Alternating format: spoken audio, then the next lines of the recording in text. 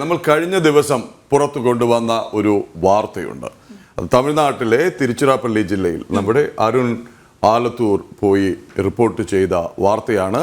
തിരുച്ചെന്തൂരിലെ ഭൂമി രജിസ്ട്രേഷനിൽ പ്രശ്നങ്ങൾ പരിഹരിച്ചെന്നാണ് ജില്ലാ കളക്ടർ പറയുന്നത്.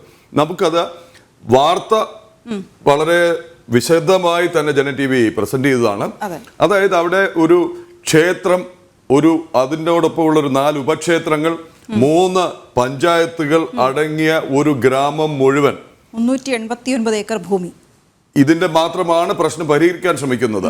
ആ പ്രദേശത്തെ ഭൂമി മുഴുവൻ തങ്ങളുടേതാണെന്ന് വഖഫ് ബോർഡ് അവകാശപ്പെട്ടിരുന്നു. എന്തായാലും ഭൂമി രജിസ്ട്രേഷൻ തടയണം എന്നും വഖഫ് ബോർഡ് രജിസ്ട്രാർ ഓഫീസിൽ കത്ത് നൽകിയിരുന്നു. എന്നാൽ പിന്നീട് ആർഡിഒയുടെ നേതൃത്വത്തിൽ നടന്ന യോഗത്തിൽ പ്രശ്നപരിഹാരം കാണുകയായിരുന്നു എന്നും കളക്ടർ പറയുകയാണ്. ജനം ബിഗ് ഇമ്പാക്ട് ആണ് ഈ സ്റ്റോറി.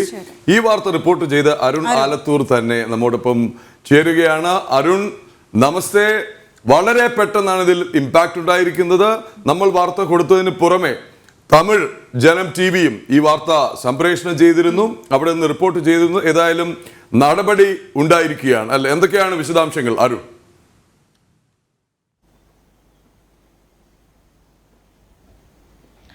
പ്രദീപ് സൂചിപ്പിച്ചതുപോലെ തന്നെ വളരെ വേഗത്തിലൊരു നടപടി ഈ വിഷയത്തിൽ ഉണ്ടായിരിക്കുന്നു എന്നുള്ളതാണ്. മാത്രമല്ല, കേരളത്തിലെ മറ്റ് മലയാള മാധ്യമങ്ങൾ ഒന്നും തന്നെ ഈ വാർത്ത റിപ്പോർട്ട് ചെയ്തിരുന്നില്ല.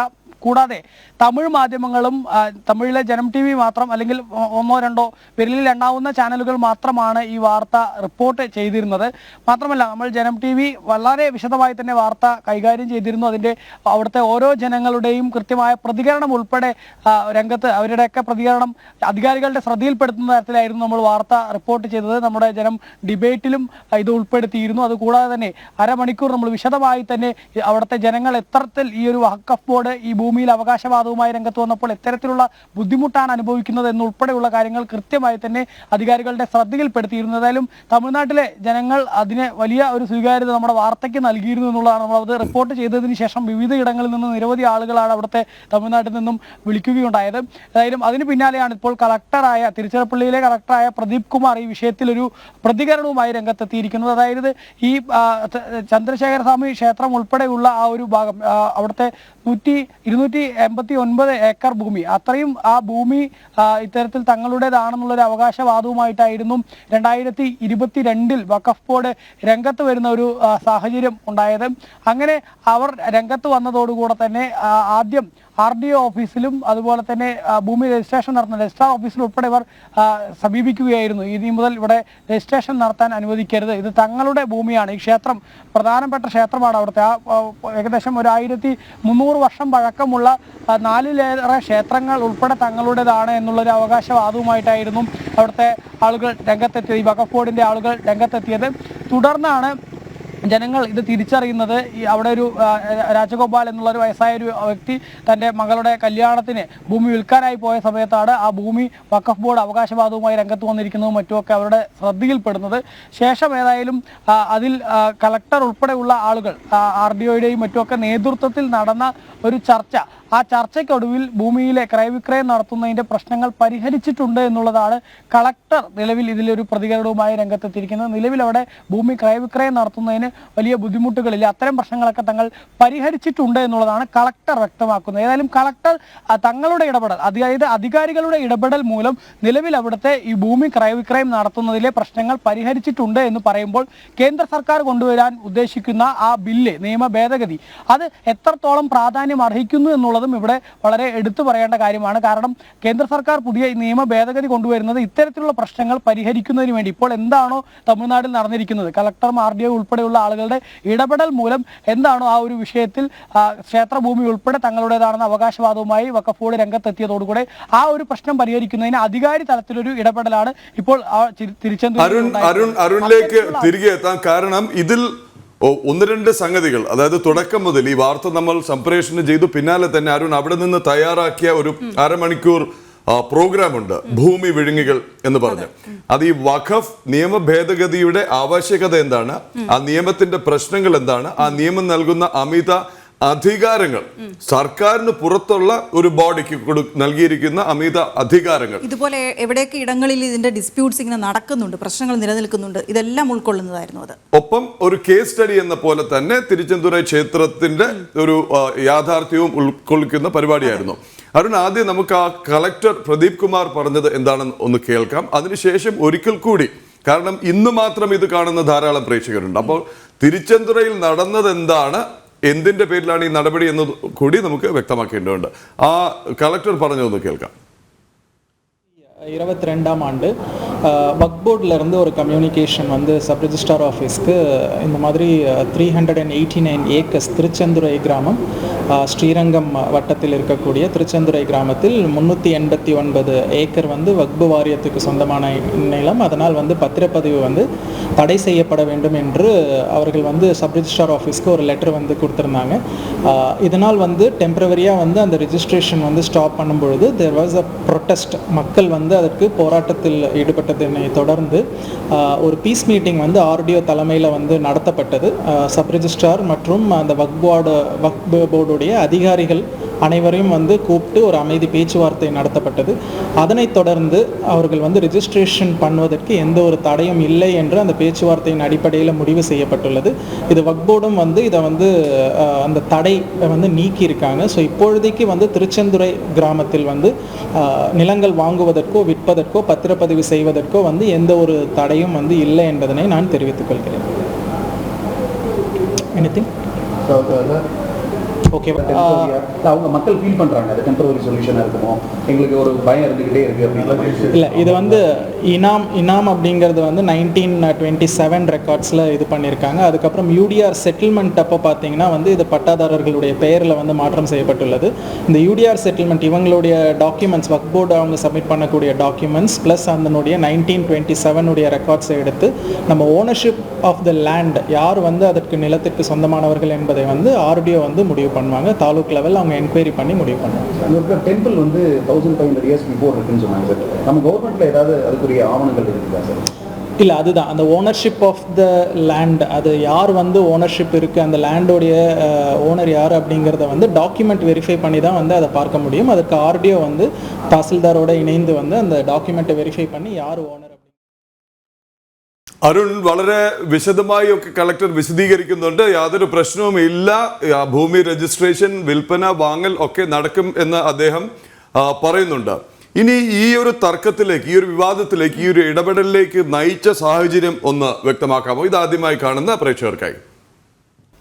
പ്രദീപ്, ഞാൻ നേരത്തെ സൂചിപ്പിച്ചിരുന്നു, അതായത് രാജഗോപാൽ എന്നൊരു വ്യക്തി, അദ്ദേഹത്തിൻ്റെ മകളുടെ കല്യാണ ആവശ്യാർത്ഥം അദ്ദേഹത്തിൻ്റെ ഭൂമി, കൃഷിനിലമാണ്, അത് വിൽക്കുന്നതിന് വേണ്ടി ശ്രമിച്ചതായിരുന്നു. ആ വിൽക്കാനായി പോയ സമയത്താണ് അദ്ദേഹത്തിൻ്റെ ഭൂമി അദ്ദേഹത്തിൻ്റെ ഉടമസ്ഥതയിലുള്ള, അല്ല അത് വഖഫ് ബോർഡിൻ്റെ ഉടമസ്ഥതയിലാണ് എന്നുള്ളത് അറിയുന്നത്. പിന്നീട് അദ്ദേഹം അതിനുമായി ബന്ധപ്പെട്ട വിശദമായ അന്വേഷണം നടത്തിയപ്പോഴാണ് വഖഫ് ബോർഡ് അദ്ദേഹത്തിൻ്റെ ഭൂമി ഉൾപ്പെടെ ഈ തിരുച്ചെന്തരയിലെ ചന്ദ്രശേഖര സ്വാമി ക്ഷേത്രമുണ്ട്, ഏകദേശം 1300 വർഷം പഴക്കമുള്ള ചോളന്മാരുടെ കാലത്തിൽ പണിതിട്ടുള്ള ക്ഷേത്രമാണ്. ആ ക്ഷേത്രം ഉൾപ്പെടെ അതിന് ഉപക്ഷേത്രങ്ങളായിട്ടുള്ള ഒരു 4-5 ക്ഷേത്രങ്ങളുണ്ട്. അത്തരത്തിൽ ആ ക്ഷേത്രങ്ങൾ ഉൾപ്പെടെയുള്ള 3 പഞ്ചായത്തുകളിലെ ഭൂമി മുഴുവൻ തങ്ങളുടേതാണെന്നുള്ള ഒരു അവകാശവാദവുമായി പെട്ടെന്നൊരു സുപ്രഭാതത്തിൽ 2022 വഖഫ് ബോർഡ് രംഗത്തെത്തുകയായിരുന്നു. ഇതോടുകൂടിയാണ് അദ്ദേഹത്തിന് ആ ഭൂമി ക്രയവിക്രയം നടത്താൻ കഴിയാത്ത ഒരു സ്ഥിതി ഉണ്ടാകുന്നത് എന്നുള്ളതാണ്. ശേഷം അതിനെതിരെ വലിയ പ്രതിഷേധങ്ങളും മറ്റുമൊക്കെ ഉയർന്നു. പക്ഷേ വഖഫ് ബോർഡ് പറയുന്നത് ഇത് തങ്ങളുടെ ഉടമസ്ഥതയിലുള്ളതാണ്. കാരണം മുൻപ് കാലങ്ങൾക്ക് മുൻപായി മുഗൾ രാജാവായ അവിടെ ഭരിച്ചിരുന്ന വ്യക്തി ഇനാമായി നൽകിയിരുന്ന ഭൂമിയാണ് ഇത്. അതുകൊണ്ട് തന്നെ അത് തങ്ങൾക്കാണ്, അല്ലെങ്കിൽ അത് തങ്ങളുടെ ഉടമസ്ഥതയിലുള്ളതാണ് എന്നുള്ളതാണ് പറയുന്നത്. പക്ഷേ അത്തരത്തിലുള്ള അവകാശവാദവുമായി ഇവർ രംഗത്ത് വരുമ്പോൾ സ്വാഭാവികമായിട്ടുള്ള ഒരു ചോദ്യം ഉയരുന്നത് ഈ 1300 വർഷം പഴക്കമുള്ള അല്ലെങ്കിൽ 1500 വർഷം പഴക്കമുള്ള ക്ഷേത്രങ്ങൾ ഉൾപ്പെടെ എങ്ങനെയാണ് വഖഫ് ബോർഡിന്റെ ഭൂമിയായി മാറുന്നത് എന്നുള്ളത് സ്വാഭാവികമായിട്ടും ഒരു ചോദ്യമായി ഉയരുന്ന ഒരു സ്ഥിതിയായിരുന്നു അവിടെ ഉണ്ടായിരുന്നത്. മാത്രമല്ല, നമുക്കറിയാം വഖഫ് നിയമപ്രകാരം ഇത്തരത്തിലുള്ള ഭൂമിയിൽ അവകാശവാദം പെട്ടെന്ന് ഈ വഖഫ് ബോർഡിന്റെ ആളുകൾ തന്നെയാണ് അവകാശവാദം ഉന്നയിച്ച് നോട്ടീസ് നൽകാറുള്ളത്. അവർ നോട്ടീസ് നൽകി കഴിഞ്ഞാൽ പിന്നീട് അതിൽ ഏതെങ്കിലും തരത്തിലുള്ള തെളിവുകൾ, തങ്ങളുടെ ഇപ്പോൾ ഏതെങ്കിലും ഒരു വ്യക്തിയുടെ ഭൂമി വഖഫ് ബോർഡ് പെട്ടെന്ന് അത് തങ്ങളുടേതാണെന്ന് പറയുമ്പോൾ പിന്നെ ആ വ്യക്തിക്കാണ് ഉത്തരവാദിത്വം അത് തങ്ങളുടേതാണെന്ന് തെളിയിക്കാൻ വേണ്ടി. അപ്പോൾ അവർ സ്വാഭാവികമായിട്ടും വഖഫ് ബോർഡിനെ സമീപിക്കും. വഖഫ് ബോർഡിനെ സമീപിക്കുമ്പോൾ വഖഫ് ബോർഡ് അവിടെ അതിനൊരു പ്രശ്നപരിഹാരം കണ്ടില്ലെങ്കിൽ പിന്നീട് അത് വഖഫ് ട്രൈബ്യൂണലിലേക്കാണ് പോവുക. അവിടെയൊക്കെ ഈ ബോഡികളിലെല്ലാം ഉള്ളത് സുന്നി വിഭാഗത്തിൽ നിന്നും മറ്റുമുള്ള വഖഫ് ബോർഡിന്റെ ആളുകൾ മാത്രമാണ്. അതുകൊണ്ട് തന്നെ അവരുടെ ഉള്ളിൽ തന്നെ ഈ ഒരു പ്രശ്നത്തെ അവർ തങ്ങളുടേതാണെന്ന് വരുത്തി തീർക്കുക അല്ലെങ്കിൽ അതിനെ ഉന്നയിച്ച് ആ ഭൂമി അവരുടെ സ്വന്തം കൈക്കലാക്കുന്ന ഒരു രീതിയാണ് രാജ്യത്ത് ഇപ്പോൾ നിലനിൽക്കുന്നത്. അതിനെ അത്തരത്തിലുള്ള പ്രശ്നത്തെ പരിഹരിക്കുന്നതിന് വേണ്ടിയാണ് അതിൽ ഈ ജില്ലാ ഭരണകൂടം കളക്ടർ ഉൾപ്പെടെയുള്ള ആളുകളെ MP ഉൾപ്പെടെയുള്ള ആളുകളെ ഉൾപ്പെടുത്തണമെന്ന് നിയമ ഭേദഗതിയിൽ കേന്ദ്ര സർക്കാർ ഇപ്പോൾ പുതിയ ബില്ല് കൊണ്ടുവന്നിരിക്കുന്നത്. പക്ഷേ ഏതായാലും ഇപ്പോൾ ഈ ഒരു കളക്ടറുടെ വാക്കുകൾ എത്തരത്തിലാണ് ഈ കേന്ദ്ര സർക്കാർ കൊണ്ടുവരുന്ന നിയമ ഭേദഗതി ബിൽ അത് എത്രത്തോളം അനിവാര്യമാണ് എന്ന് വ്യക്തമാക്കുന്നതാണ് ഈ തിരുച്ചിറപ്പള്ളി കളക്ടറുടെ വാക്കുകൾ. കാരണം അവിടെ ഇങ്ങനെ ഒരു പ്രശ്നം ഉയർന്നപ്പോൾ ആ പ്രശ്നം പരിഹരിക്കുന്നതിന് വേണ്ടി കളക്ടറും RDOയും ഉൾപ്പെടെയുള്ള ആളുകളുടെ ഇടപെടൽ വേണ്ടി വന്നു എന്നുള്ളതാണ്. അത്തരത്തിൽ രാജ്യത്ത് ഉടനീളം നിരവധി ഇടങ്ങളിൽ സമാന രീതിയിലുള്ള പ്രശ്നങ്ങളുണ്ട്. ആ പ്രശ്നങ്ങളുള്ള സ്ഥലങ്ങളിലൊക്കെ ഇത്തരത്തിൽ ഏതെങ്കിലും തരത്തിൽ പ്രശ്നങ്ങൾ ഉയരുമ്പോൾ അത് ബന്ധപ്പെട്ട അധികൃതരുടെ കൂടെ, അതായത് ഈ കളക്ടർ RDO ഉൾപ്പെടെയുള്ള ആളുകളുടെ കൂടെ ഇടപെടലോടുകൂടെ അല്ലെങ്കിൽ സ്ഥലം MP ഉൾപ്പെടെയുള്ള ആളുകളുടെയൊക്കെ ഇടപെടലോടുകൂടെ പരിഹരിക്കുന്നതിന് വേണ്ടിയുള്ള ഒരു നിയമ ഭേദഗതിയാണ് നിലവിൽ കേന്ദ്ര സർക്കാർ കൊണ്ടുവരുന്നത്. പക്ഷേ അതിനെയാണ് പ്രതിപക്ഷം ഇപ്പോൾ എതിർക്കുന്നത്. അത് മുസ്ലിം വിരുദ്ധമാണ് മറ്റും എന്നൊക്കെ പറഞ്ഞുകൊണ്ട് എതിർക്കുന്നത്. പക്ഷേ അതിൽ തന്നെ എടുത്തു പറയേണ്ട ഒരു കാര്യം എന്നുള്ളത് പലയിടങ്ങളിലും ഈ ഭൂമി മുസ്ലിം വിഭാഗത്തിൽ നിന്ന് തന്നെയുള്ള ആളുകളുടെ ഭൂമിയിൽ ഉൾപ്പെടെ വഖഫ് ബോർഡ് അവകാശവാദവുമായി രംഗത്തെത്തിയിട്ടുണ്ട് എന്നുള്ളതാണ് വളരെ ശ്രദ്ധേയമായ കാര്യം. മാത്രമല്ല ഈ സുന്നി വിഭാഗക്കാരാണ് ഈ വഖഫ് ബോർഡിൽ അധികമായിട്ടുള്ളത്.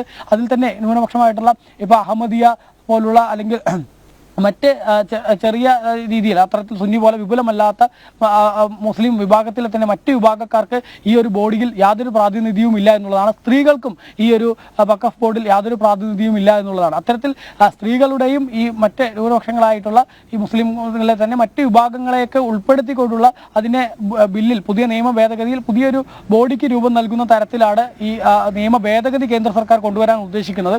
ഏതായാലും ഇപ്പോൾ ഈ തിരുച്ചന്തരിയിലെ കളക്ടറുടെ ഒരു പ്രതികരണം അത് ഏതായാലും വഖഫ് ബില്ല് എത്രത്തോളം അനിവാര്യമാണ് എന്നുള്ളത് കൃത്യമായി തന്നെ ഒരു ഉദാഹരണ സഹിതം വ്യക്തമാവുന്നു എന്നുള്ളതാണ് വളരെ പ്രത്യേകത അല്ലെങ്കിൽ പ്രധാനമർഹിക്കുന്ന കാര്യം.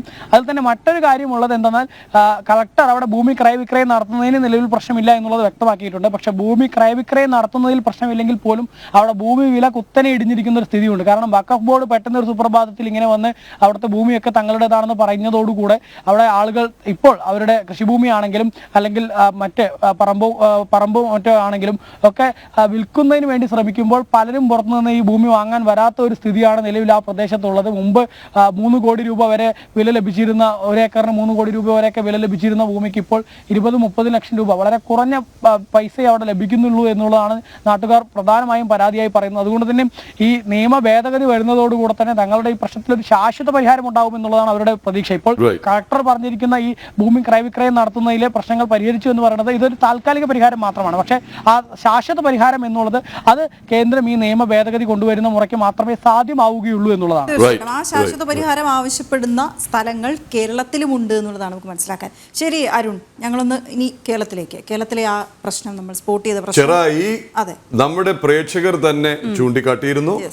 കൊച്ചി ബ്യൂറോ വളരെ നേരത്തെ അത് റിപ്പോർട്ട് ചെയ്തിരുന്നതും ആണ്. പക്ഷേ വീണ്ടും അവിടേക്ക് പോകാൻ സമയമായി. കാര്യം അന്ന് വാർത്ത ചെയ്തപ്പോൾ എല്ലാവരും അവഗണിച്ചുവെങ്കിൽ ഇന്നിപ്പോൾ രാജ്യത്തിന്റെ ശ്രദ്ധ വഖഫ് ബോർഡിന്റെ അമിത അധികാരങ്ങളിലേക്ക്, അമിത അവകാശങ്ങളിലേക്ക്, സ്വകാര്യ വ്യക്തികളുടെ ഭൂമി തന്നെ എടുത്ത് ഇത് ഞങ്ങളുടേതാണെന്ന് പറയാനുള്ള വിചിത്രമായ ഒരു അധികാരത്തിലേക്കാണ് ഇപ്പോൾ ഭാരത സർക്കാർ കൈവയ്ക്കുന്നത്. റിപ്പോർട്ട് ചെയ്യപ്പെടുന്നില്ല എന്നുള്ള പരാതി പ്രേക്ഷകർക്കുണ്ട്. ജനം TV അത് ചെയ്യുന്നതിൽ അവർ അഭിനന്ദിക്കുന്നുമുണ്ട്. തീർച്ചയായിട്ടും ഈ വാർത്തകൾ തുടർച്ചയായി ഇത് റിപ്പോർട്ട് ചെയ്യപ്പെടുക എന്നുള്ളത് തന്നെയാണ് ഉദ്ദേശം. തീർച്ചയായിട്ടും